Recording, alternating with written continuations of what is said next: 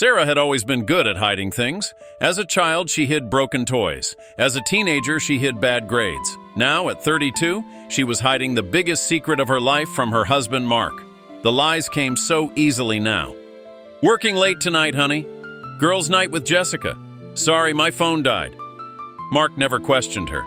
After 8 years of marriage, he trusted Sarah completely. Too completely. It was Tuesday morning when everything changed. Mark was rushing for his train when he grabbed what he thought was his phone from the kitchen counter. Sarah was in the shower, humming that song she'd been obsessed with lately. The phone buzzed. A text message. Can't wait to see you tonight, beautiful. Same hotel, room 412. I need you so badly. D. Mark's world stopped. He stared at the phone. Pink case, cracked screen. This wasn't his phone. This was Sarah's. Same hotel.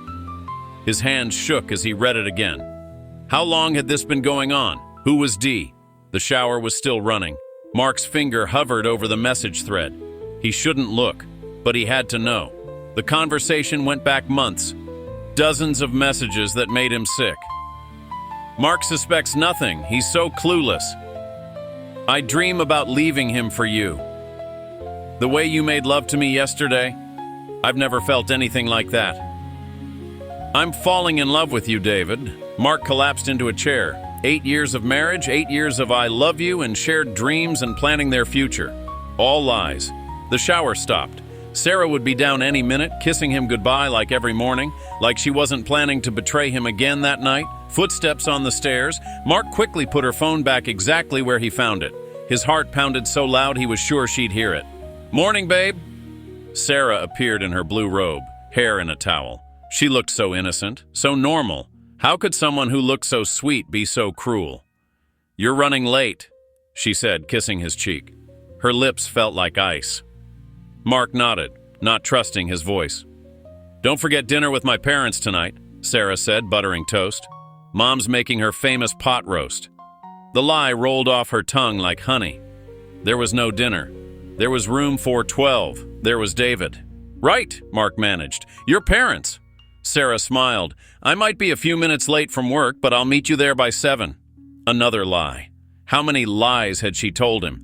How many times had she looked into his eyes and lied? Mark grabbed his briefcase. At the door, he turned back. Sarah? Yeah, honey? I love you.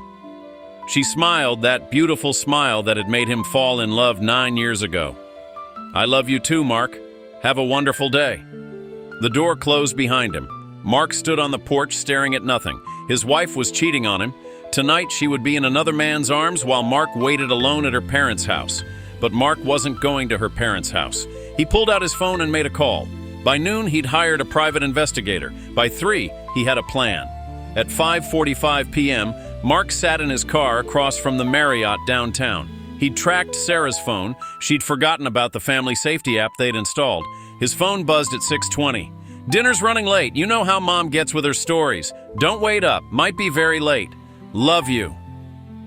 Mark looked up just as Sarah walked through the hotel's glass doors. She wore the red dress he'd bought her for their last anniversary. Behind her walked a tall man with dark hair and an expensive suit.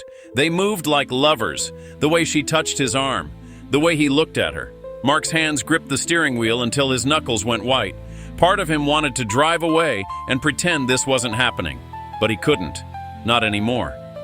He got out and walked toward the hotel. The lobby was all marble and soft lighting. Elegant, expensive. The kind of place Sarah would choose. Mark approached the elevator and pressed the up button. When the doors opened, he got in and pressed 4. The hallway was quiet, carpeted in deep burgundy.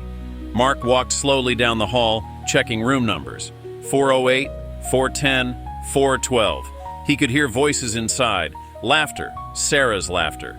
Mark stood frozen. This was the moment that would change everything. Once he knocked, there would be no going back. His phone buzzed. Another text from Sarah. Mom's telling the story about Uncle Bob again. This could take hours. Miss you, sweetheart. Even now, with another man 20 feet away, she was lying to him. Mark raised his hand and knocked on the door. The voices stopped immediately.